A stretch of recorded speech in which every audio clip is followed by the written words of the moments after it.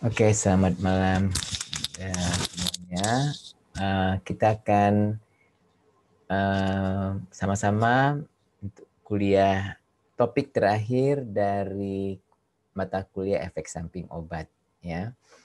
Jadi kita sebagai untuk mengingatkan bahwa kita sudah mempelajari mengenai efek samping obat, ya itu kuliah-kuliah yang pertama itu ada 4 kuliah saya rasa ya. Kemudian interaksi obat, kita ada paling tidak 3 atau 4 kuliah ya. Kemudian kita ada kuliah tentang efek obat terhadap fungsi ginjal, kemudian minggu lalu fungsi hati ya, liver. Sekarang adalah kelainan darah yang disebabkan oleh obat ya.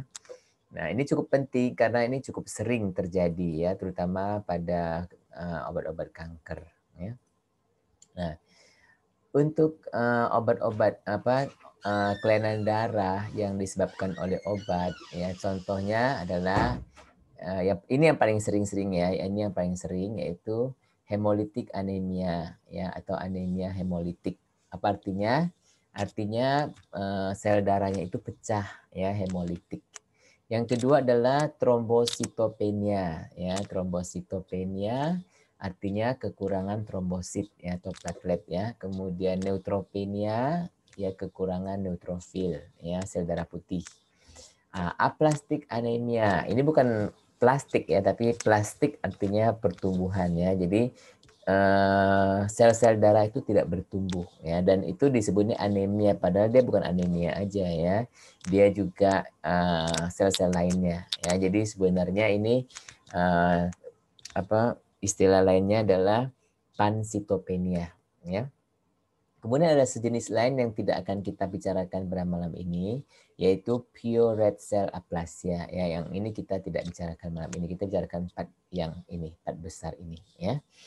Nah, sintesis sel-sel darah atau kita sebut juga hematopoiesis. Ya. Jadi sel darah ini adalah semuanya berasal dari suatu pluripotent stem cell ya namanya ya, stem cell pluripotent. Apa artinya? Artinya pluripotent. Potent itu kan poten itu bisa jadi apa aja gitu ya. Pluripotent berarti dia bisa menjadi banyak sel ya. Jadi dia adalah suatu stem cell yang bisa jadi banyak sel ya. Atau kita sebut juga hemocytoblast. Jadi blast di sini adalah prekursor ya, prekursor ya.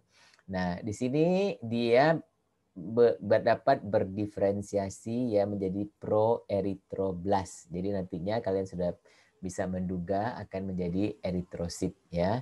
Nantinya dia pecah lagi nanti dia menjadi eritrosit ya. Nah, myeloblast nantinya dia akan pecah menjadi progranulocyte dan nanti dia akan menjadi basofil, eosinofil, neutrofil ya. Kenapa disebut basofil? Apa karena dia macam bakso? karena dia itu feel itu kan artinya suka ya. Jadi dia suka kepada dia bersifat basah ya. Kalau di dalam zat yang basah ya akan kelihatan dia ya warnanya biru ya. Nah, jadi stainingnya itu ya warnanya biru ya. Basofil. Kalau eosinofil dia bersifat asam ya, dia lebih suka kepada yang kondisi asam ya, eosinofil. Neutrofil dia ini ya netral ya, neutrofil dari kata netral ya, neutrofil. Oke. Nah, tapi ketiga-tiganya itu disebut granulocyte ya. Kenapa disebut granulocyte? Karena dia ada granul-granul. Kalau kalian lihat sitoplasmanya itu ada granul-granul ya. Dan kalau kalian lihat neutrofil itu dia itu ini yang nukleusnya itu ya semacam bersegmen ya kan. Di sini ada 3 segmen ya, 3 segmen. Maka neutrofil ini disebut juga polimorfonuklear. Artinya apa? Nukleusnya itu banyak bentuk ya, banyak bentuk. Nah, ini kayak gini kan ada 3 bentuk nih dia. Ya, jadi polimorfonuklear. PMN ya, polimorfonuklear. Nah, dia juga bisa menjadi limfoblast. Nah, kalian sudah bisa menduga kalau limfoblast dia akan menjadi limfosit ya. Limfosit yang itu nanti adalah untuk kekebalan tubuh ya, limfosit. Ada B limfosit, T limfosit ya. Nah, ini kemudian ada monoblast di mana dia akan menjadi monosit ya. Monosit itu kan monosit itu apa fungsinya itu fagositosis kan. Nah, jadi ini limfosit dan monosit itu dia disebut agranulositosis. Agranulocyte ya. Kenapa agranulocyte? Karena dia nggak ada granul ya. Nah, jadi ini penting kita untuk mengerti istilah-istilah ya. Kemudian yang ini megakaryoblast. Ini apa nih ya? Besar mega ya. Karyo itu karyot artinya inti selnya ya, inti selnya nukleusnya besar. Jadi dia disebut megakaryoblast ya. Nah, megakaryocyte nantinya dia jadi blast itu dia masih apa namanya cikal bakal ya, stem cell ya, blast. Oke. Nanti dia akan menjadi megakaryocyte, jadi sel ya. Nah, dan ini megakaryocyte dia akan seperti kerupuk ini ya, kita bisa pecah-pecahkan dia menjadi trombosit ya. Trombosit. Jadi kok trombosit ini dia nggak ada inti sel ya. Demikian juga eritrosit. Eritrosit tidak mempunyai inti sel, nggak punya nukleus ya eritrosit ya. Nah, demikianlah kalian sudah pernah pelajari mungkin ya dulu ya. Jadi sintesis sel-sel darah ya adalah kalau untuk orang dewasa ya adalah di sumsum tulang, kecuali untuk embrio ya, dia bukan di sumsum tulang ya. Nah, untuk orang dewasa dia ada di sumsum tulang. Oke. Jadi yang tadi yang disebut stem cell ini ya, dia akan menjadi stem cell jarik kedua ya. Kemudian masing-masing stem cell itu jadi blast-nya ya. Dari blast itu cikal bakal ya. Nah, baru menjadi site-nya ya. Nah, kemudian setelah matang ya mereka keluar ke darah, akan dialirkan ke darah ya menjadi seperti neutrofil, ya, eritrosit dan platelet. Platelet sama trombosit itu sama ya. Nah, ini kalau kita bilang, ini istilahnya ya, kalau agranulositosis, istilahnya agranulositosis, ya berarti dia semua yang dari myeloblast. Ya, jadi ada neutrofil. Jadi ini ya, yang namanya agranulositosis itu dia yang semua yang bergranul, ya basofil, neutrofil, ya. Kemudian kalau hemolytic anemia itu ya tentunya dari eritrosit ya, kemudian trombosit ya, sitopenia. Nah, kalau pabriknya ini dari stem cell ini yang dihambat ya, yang dirusak adalah stem cellnya, maka ketiga-tiganya ini akan menjadi rusak ya kan. Kalau kita rusak dari cikal bakalnya ya, dari stem cellnya udah rusak, maka semua anak-anaknya ini akan rusak juga ya. Maka dia disebut aplastik anemia ya. Nah, kemudian yang kita bicarakan yang pertama yaitu hemolytic anemia ya. Hemolytic anemia, masa hidup sel darah merah atau sering kita sebut red blood cells ya, RBC. Red blood cells adalah 120 hari. RBC yang tua akan dirombak oleh sel-sel fagosit di limpa. Limpa itu apa? Spleen ya bahasa Inggris ya.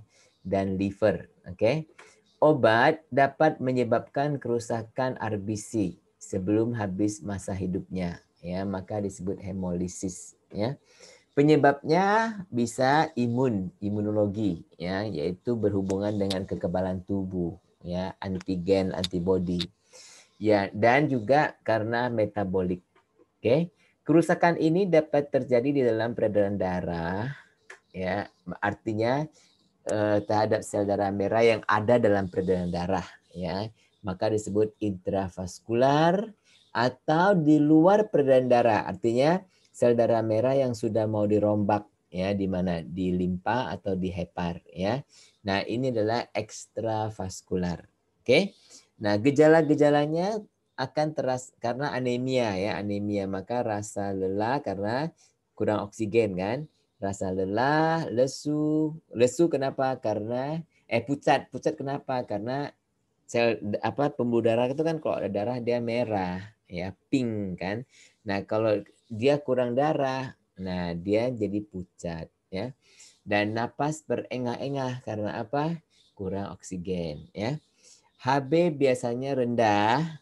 Jadi pada orang yang menderita hemolitik anemia ya, HB-nya biasanya rendah karena kan darahnya udah pecah gitu ya. Tetapi MCV ukuran RBC itu normal ya. Biasanya MCV-nya itu normal karena dia bukan defect dalam pembuatannya ya. Tetapi ataupun kekurangan zat besi, bukan ya.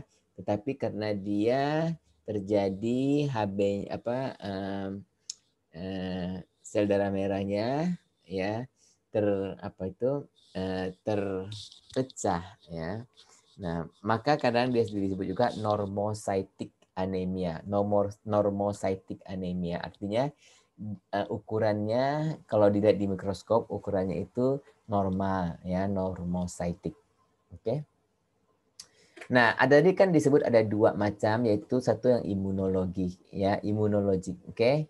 Kalau yang imunologik IgM dan IgG dan IgM ya, berikatan dengan antigen pada permukaan sel darah merah ya, dan menyebabkan kerusakan melalui komplement. Komplement itu suatu protein ya, yang dapat menstimulasi kekebalan tubuh ya.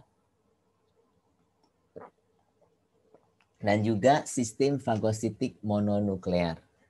Oke. Jadi monosit itu ya, mononuklear itu monosit tadi ya. Bisa jadi autoimun, alloimun berasal dari orang lain, misalnya pada transfusi darah ya. Pada transfusi darah kan bisa terjadi hemolisis ya. Kalau darah yang diberikan itu tidak sesuai ya, akan terjadi hemolisis. Oke. Atau disebabkan oleh obat. Oke. Jika obat terlalu kecil sebagai antigen, seperti halnya kita jadi dia itu terlalu kecil sebagai antigen, dia sendiri bukan antigen ya. Maka ia dapat menjadi hapten. Apa itu hapten? Hapten itu molekul kecil yang dapat menarik antigen. Ya, dia sendiri bukan antigen, tapi dia dapat menarik antigen, menarik protein lain, sehingga protein lain itu dengan dia menjadi antigen. Ya. Nah, contoh adalah quinin, metildopa, dan beberapa sulfonamid. Oke. Nah, yang kedua adalah oksidatif hemolitik anemia. Ya, biasanya terjadi pada mereka yang kekurangan enzim glukosa 6-fosfat dehidrogenase ya, atau singkatnya G6PD ya, G6PD. Apa itu? Glucose 6 phosphate. P kan dari fosfat tuh ya, fosfat P ya. Dehydrogenase. Kekurangan ya enzim itu ya.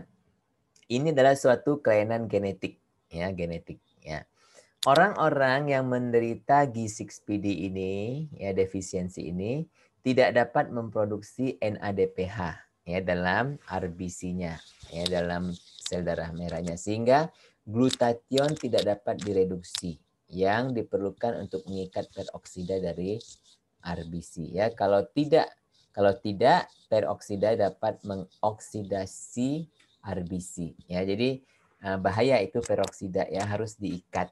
Oke, tetapi karena dia kekurangan ya, maka dia tidak dapat mengikat. Oke. Nah, inilah obat-obat atau senyawa-senyawa yang ada hubungannya dengan hemolisis ya, yang pernah terjadi hemolisis ya di G6PD. Jadi sebenarnya hemolisis itu bisa terjadi pada semua orang ya, tetapi pada pasien G6PD ini dia lebih rentan. Kenapa lebih rentan? Ya, karena dia kekurangan enzim ya, yang dapat memproduksi reduktor ya, reduktor. Oke. Nah, kalau nanti ada ininya reaksinya ya. Sebenarnya so kita lihat. Nah, ini reaksinya ini ya. Jadi NADP G6PD. Jadi si G6PD itu diperlukan untuk mengubah NADP menjadi NADPH ya. Nah, NADPH ini diperlukan untuk membentuk glutathione reduktase ya. Dan glutathione reduktase ini diperlukan ya bagi pembentukan glutathione ya dari yang oksidasi ke reduksi ya. Jadi sebenarnya kalau saya lihat ya ini panahnya itu salah ya. Panahnya harusnya dari sini, dari oksidasi ke reduksi ya ke sini ya. Jadi panahnya itu salah ya. Harusnya dari sini ke sini dia memerlukan reduktase. Oke. Nah, kemudian glutathione peroksidase itu ya, itu dari dia akan membentuk dari sini ke sini, kebalik ya, dari sini ke sini. Jadi maksud saya ini begini, kebalik ya. Ini kesalahan dari ininya nih, ya kesalahan dari pengarangnya nih, ya. Sepatutnya dia itu di sini, ke sini, ya.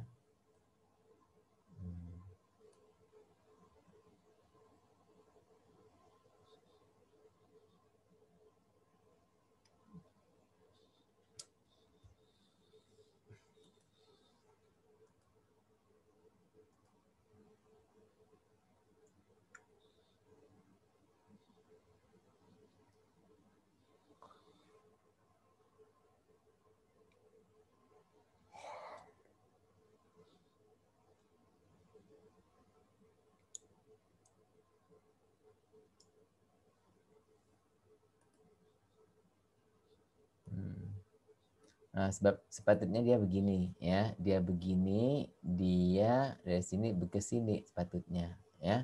Nah, ini kebalikan juga. Jadi ini terbalik lah ini ya, tetapi itulah prosesnya ya. Nah, kemudian tunggu ya, saya cas dulu saya punya.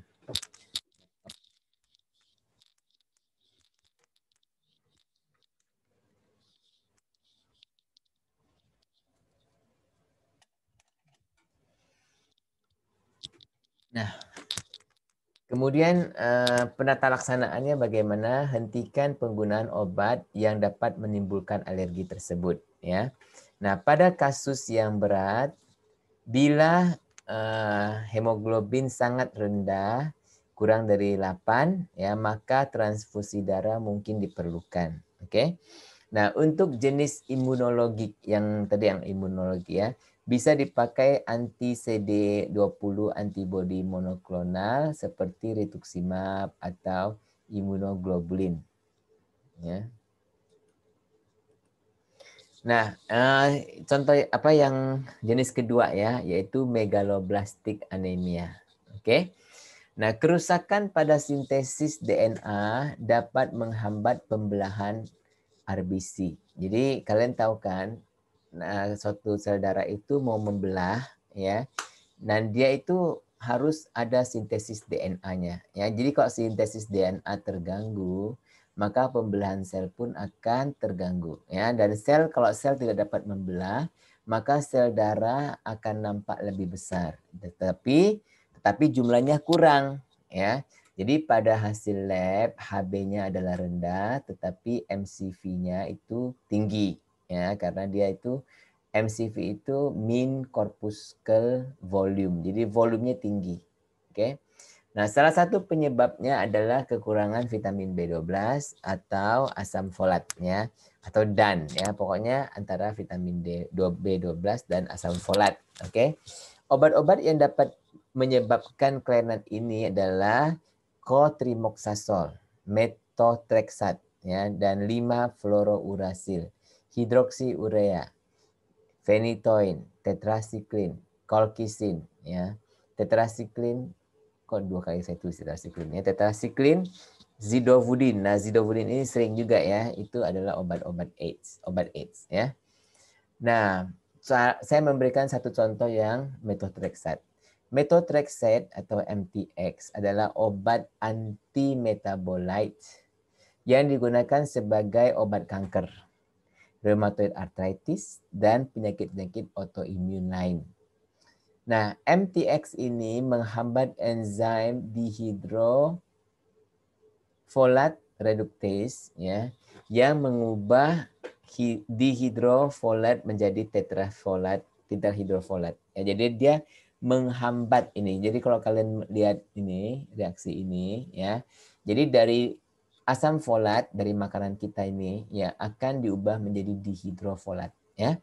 Nah, dari dihidrofolat supaya dia berguna ya, yaitu yang akan mengubah oleh timidilat sintes ya. Nah, itu memerlukan tetrahidrofolat ya. Nah, oleh karena itu dari sini dia harus mengubah menjadi tetrahidro. Jadi dari dihidro menjadi tetrahidro. Jadi 2 hidro jadi 4 hidro ya. Jadi dia harus direduksi.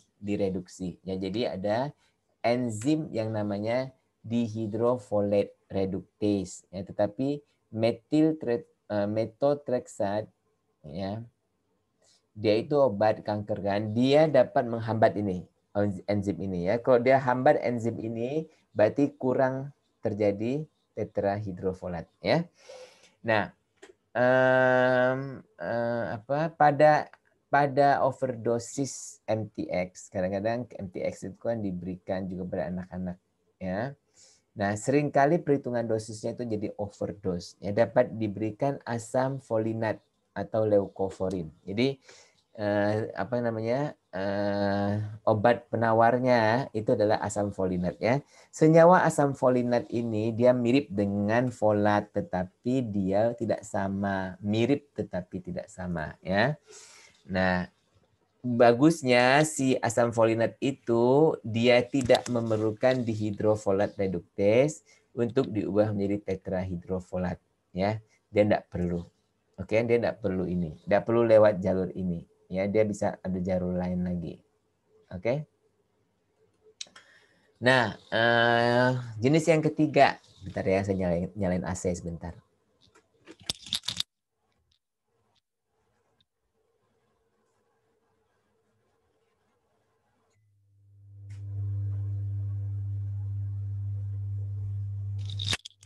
Jenis yang ketiga itu agranulositosis ya. Nah, sebenarnya agranulositosis ini banyak istilahnya ya. Yaitu yang pertama itu leukopenia ya. Dari kata leukopenia kalian sudah bisa terka, ini adalah kekurangan leukosit ya. Nah, jumlah leukosit baik yang matang, segmented maupun yang belum matang yaitu bands ya, sehingga kurang dari 3000 ya. Jumlah leukositnya, sebenarnya leukosit ini ya mungkin tidak perlu saya bilang yang matang dan yang tidak matang ya. Pokoknya jumlah leukosit ya berkurang sehingga kurang dari 3000 ya. Nah, ada yang disebut neutropenia. Neutropenia adalah penurunan jumlah neutrofil ya, baik yang matang ya disebut segmented maupun yang belum matang disebut bands ya, sehingga kurang dari 1.500. Ini mah setali 3 uang dak ya, leukopenia dengan neutropenia. Maksudnya apa? Karena neutrofil itu 50-70% dari leukosit ya. Kalau yang ini kan jumlah leukosit secara keseluruhan. Kalau ini jumlah neutropenia aja yang berkurang ya.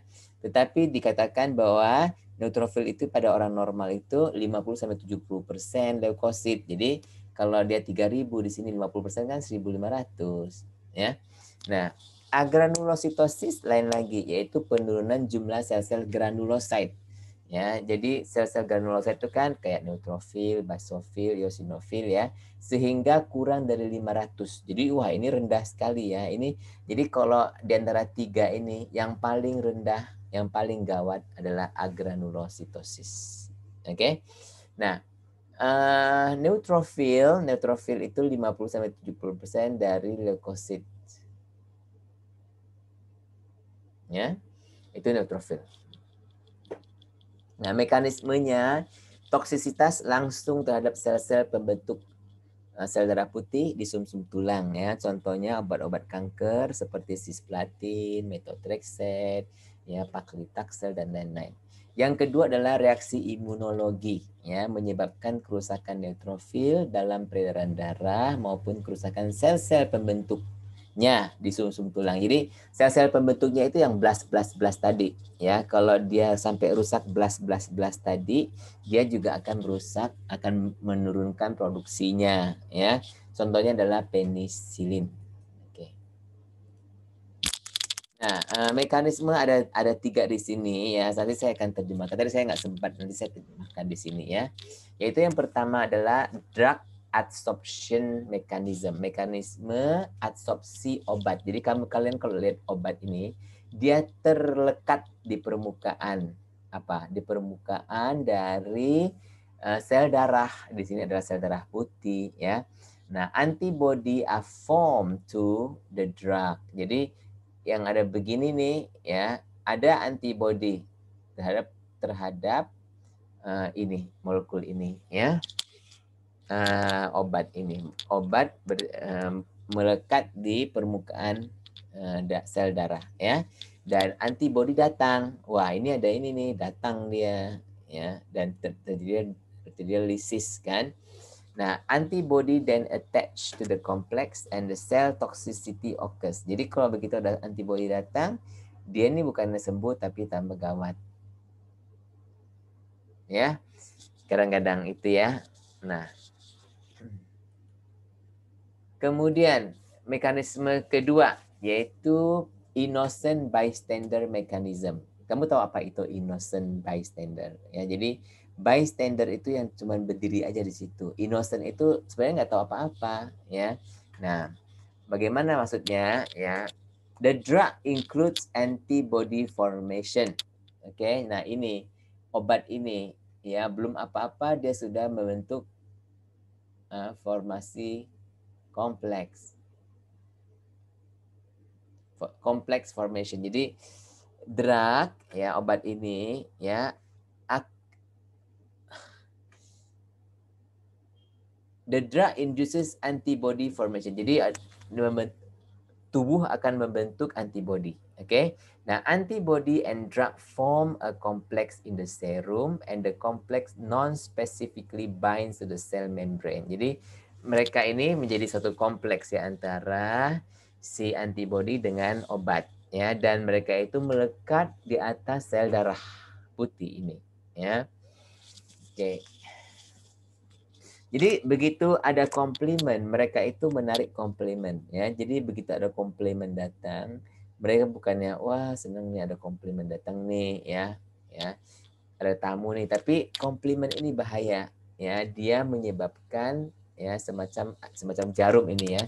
Dia menyebabkan si sel ini menjadi pecah.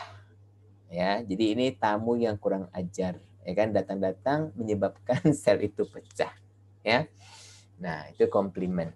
Yang ketiga, mekanisme ketiga itulah mengenai protein carrier ya. Jadi protein pembawa ya. Nah, the drug combines with a plasma protein. Jadi obat ini mengikat plasma protein. Ya. Nah, the complex then attaches to the cell membrane and antibody formation is stimulated. Antibodies later attach to the complex and activate complement. The cell is then lyased by the complement. Jadi ini yang mekanisme ini adalah gabungan dari mekanisme pertama dan kedua ya. Jadi di sini ada plasma protein dan plasma protein kayak mengikat, dia malah ada antifon juga ya.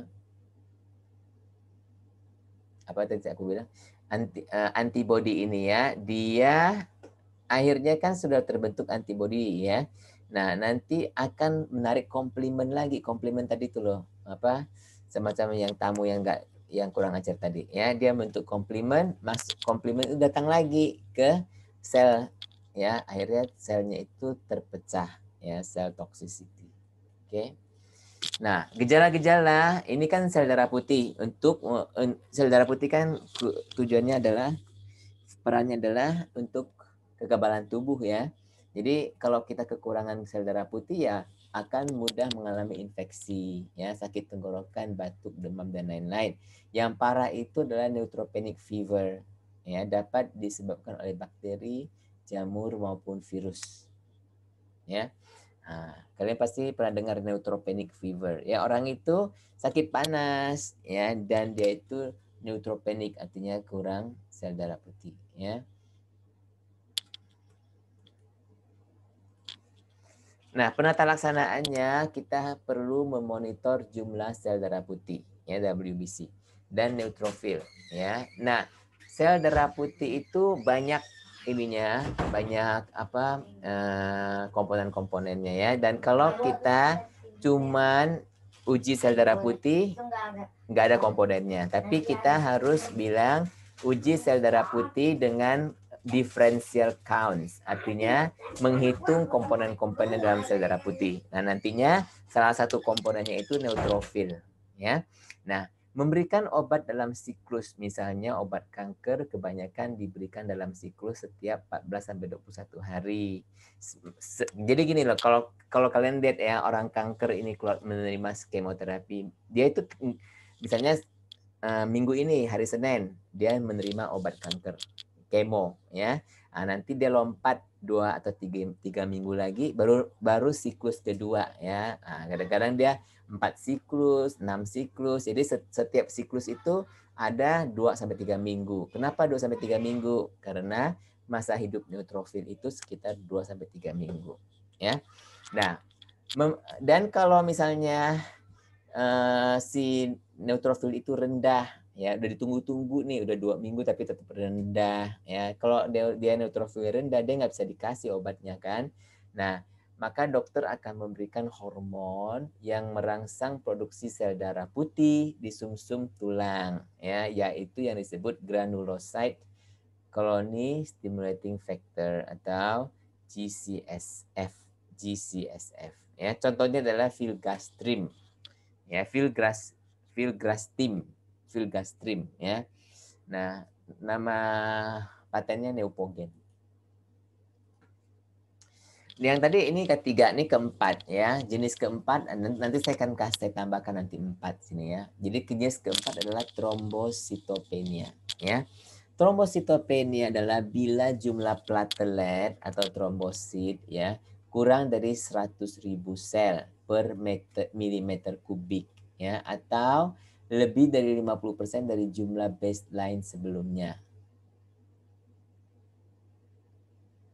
Ya, baseline sebelumnya itu maksudnya untuk pasien itu kan saya sudah bilang kadar normal itu 150 sampai 450, ya. Misalnya orang itu memang punyanya cuma 120 misalnya kan, ya. Orang itu punya 120. Jadi kalau dia turun sampai 60, ya berarti dia termasuk si trombositopenia, ya. Kemudian kadar normal platelet adalah udah tadi kan 150 sampai 450, ya. Akibatnya kalau platelet itu kurang, akibatnya adalah resiko pendarahan. Ya, gejalanya mudah terjadi lebam, petekia yaitu bintik-bintik merah seperti biang keringat, ya. Ekimosis, bercak merah. Dia ada bercak nih, bercak ekimosis. Kalau petekia ini hanya bintik-bintik aja, ya. Epistaksis artinya hidung berdarah, mudah berdarah, ya. Atau kalau sikat gigi, gusi berdarah, ya. Nah, mekanismenya yang pertama adalah toksisitas langsung terhadap trombosit, misalnya obat-obat kemoterapi, ya. Yang kedua bisa terjadi karena reaksi imunologi, ya, bisa karena hapten type immune reactions, jadi reaksi-reaksi yang melalui hapten. Apa itu hapten? Hapten itu adalah antigen yang kecil, ya. Jadi dia belum lagi jadi antigen, tapi dia itu karena zat-zat itu terlalu kecil molekulnya sehingga tidak bisa ditemukan oleh kekebalan tubuh, ya. Nah, tapi si hapten ini dapat join, ya, dengan zat-zat lain, akhirnya dia dapat menjadi suatu reaksi imunologi juga, ya. Ada platelet reactive autoantibody dan drug dependent antibodies, ya. Contoh-contoh obat yang sering menyebabkan, nah ini yang paling penting nih heparin, karena heparin ini heboh betul, ya sering, oke? Quinine, sulfonamide, rifampin, penicillin, dan kalau mau lihat lagi masih banyak lagi, ya. Senyawa emas ini memang emas, tapi dia bukan emas kayak cincin atau itu bukan, ya. Senyawa emas itu adalah obat, ya, gold salt, ya, artinya gold salts, apa itu bahasa Inggrisnya, ya, garam-garam emas. Itu apa? Ya, ada emasnya tapi bukan emas murni lah, ya, ada emas, logam emasnya. Ya, jadi dia itu untuk penyakit rematik, ya, biasanya, ya. Oke. Nah, penata laksanaannya menghentikan obat penyebabnya, ya. Kemudian kedua adalah menggunakan kortikosteroid, terutama khususnya untuk mekanismenya adalah reaksi imunologi. Oke. Kemudian dia juga transfusi plasma yang mengandung platelet, ya. Jadi kan ada tuh plasma yang mengandung platelet, ya, fresh frozen plasma. Kalau sudah sangat kritis, ya. Nah, khusus untuk HIT heparin induced thrombocytopenia, khusus untuk itu maka kita bikin, ya, kita dapat memberikan obat lepirudin, argatroban, ya, bivalirudin, ya, ini sekalian juga sebagai antikoagulannya, ya. Nah, jenis yang kelima saya rasa ya ini adalah aplastik anemia. Ini jenis yang terakhir yang akan kita pelajari pada malam ini, ya. Tadi saya sudah jelaskan bahwa aplastik anemia adalah penurunan jumlah semua jenis sel darah merah, darah putih, trombosit, ya, karena kerusakan sumsum tulang belakang. Ya, disebut juga pansitopenia. Mekanismenya toksisitas langsung kepada stem cell, ya, di sumsum tulang. Nah, yang kedua adalah idiosinkrasi, artinya tidak diketahui penyebabnya. Yang ketiga adalah reaksi imunologi. Oke. Nah, obat-obat yang dapat menyebabkan banyak jenis obat kanker dapat menyebabkan aplastik anemia, ya, karena dia langsung efek terhadap sumsum tulangnya, ya. Nah, ini juga adalah contoh-contoh yang, ya, obat yang dapat menyebabkan, ya, contoh obat penyebabnya, ya. Masih banyak lagi sebenarnya, ini hanya disebut beberapa aja, nggak usah kalian hafalkan, ya, coba kalian lihat-lihat aja, ya, yang sering mana gitu. Nah, penata laksanaannya itu hentikan obat penyebabnya, ya. Pada kasus yang berat kemungkinan harus ada hematogenik stem cell transplantasi, artinya transplantasi stem cell, ya, dari saudara kandungnya atau saudara kembar yang paling baik, ya. Nah, obat-obat imunosupresif contohnya adalah siklosporin atau ATG, ya, antitemosid globulin, ataupun kortikosteroid. Oke. Nah, bisa juga diberikan terapi suportif. Apa itu? Memberikan hormon-hormon yang menambah produksi sel-sel darah. Ya, kalau yang pada agranulositosis, kita hanya cukup memberikan granulocyte stimulating hormone, ya, granulocyte. Tetapi yang ini tidak, karena dia ada juga dari sel-sel darah yang lain, ya. Misalnya sel darah merah kita sudah ketahui ada eritropoietin, ya. Sel darah putih yang tadi kita baru pelajari. Trombosit ada pula, ya, yaitu granulocyte macrophage colony stimulating factor. Ya, itu untuk apa? Ini untuk trombosit, ya.